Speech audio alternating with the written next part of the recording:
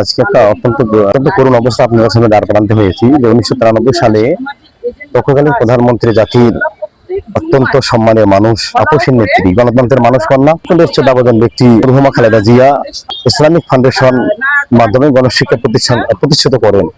আমরা দীর্ঘ 29 বছর যাবত অবহেলা, বঞ্চিত, লাঞ্ছিত হয়ে আসতেছি, কিন্তু আমাদের কোনো সামাজিক মর্যাদা নেই। আমাদের বিল বেতন এখন পর্যন্ত বৃদ্ধি করা হয়নি।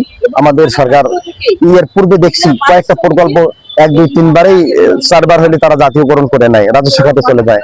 আমাদের 6ষ্ঠ পর্যায়ে পর্যন্ত রাজস্ব খাতে হওয়ার একটা অপশন ছিল, কিন্তু সরকার করেনি।